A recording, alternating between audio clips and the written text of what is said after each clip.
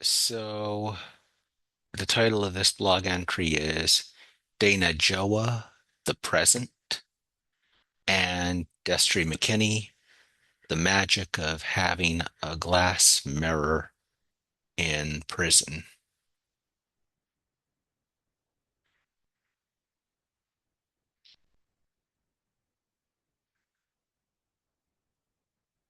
You need to be able to see yourself. It sounds like the most basic truth, but I know those who deny it is a need. They aren't only wardens or guards. Some think any use of a mirror is vanity. Seeing yourself means having to deal with how you look. The one family I was acquainted with screamed bloody murder about the kids having haircuts or shaving. It wasn't a religious thing. The mother at the time was overwhelmed and didn't want to take the kids for haircuts. The father didn't want anyone to shave because that meant he had to show how that was done. Mirrors, I was told, weren't terribly popular in that household.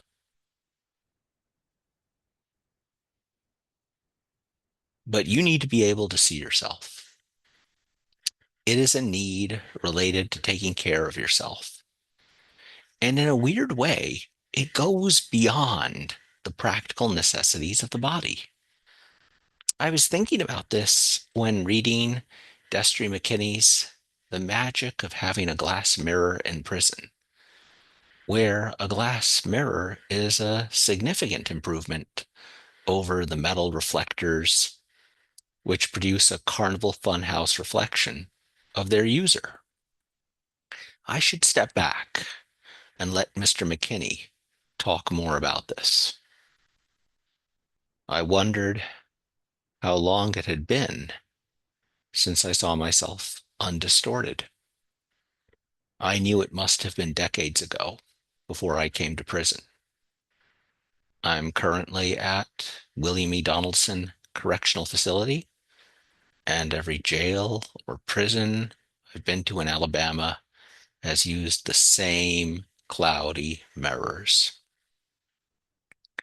I leaned closer to get a better look at myself.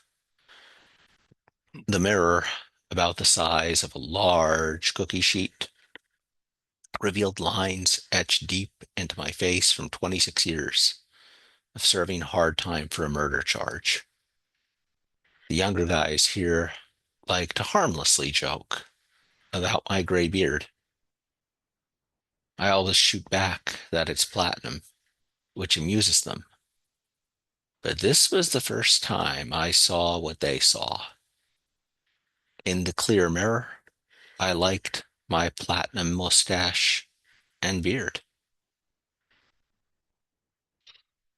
I'm thinking about remembering the comments made about one's appearance because you have to. There were times I didn't want to look at myself in the mirror. I hung on to every single glance fired at me, not just every word said about me. If for some reason you can't or won't see yourself, you instinctively hold on to whatever is there about you. And the mirror, while it can be terrifying, offers something grounding, a starting point, one not tied to others in any way. It's going to take me some time to come anywhere close to comprehending how dehumanizing a lack of a proper mirror can be.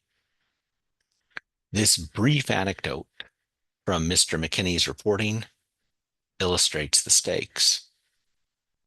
Or, as 75-year-old Grady Bankhead of Mobile chimed in, those mirrors for grooming purposes are effective as trying to shave using an old hubcap.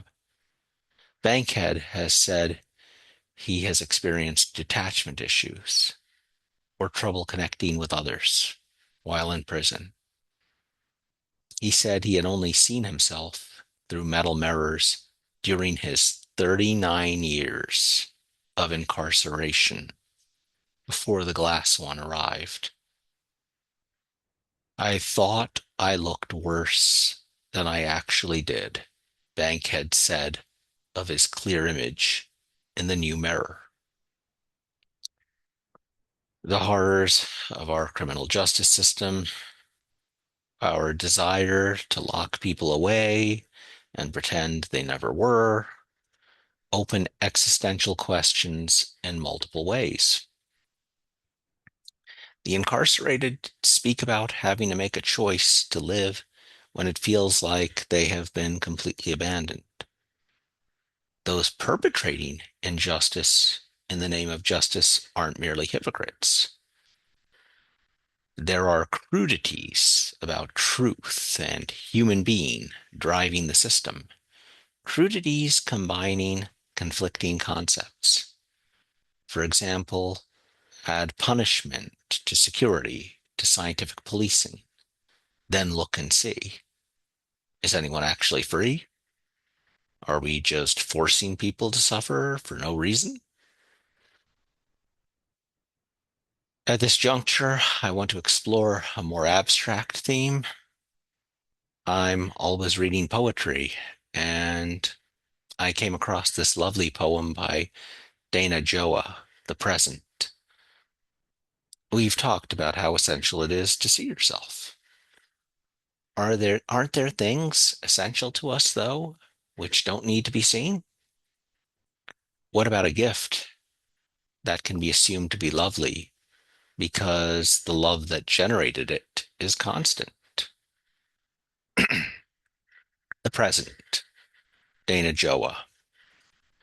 The present that you gave me months ago is still unopened by our bed, sealed in its rich blue paper and bright bow. I've even left the card unread and kept the ribbon knotted tight. Why needlessly unfold and bring to light the elegant contrivances that hide the costly secret waiting still inside? Gioia gives us this poem which combines traditional elegance with a bit of syrupiness. It isn't as cloying as it could be, in part because its play on the word present has a philosophical edge. If the present is full of love and trust, then why open the present?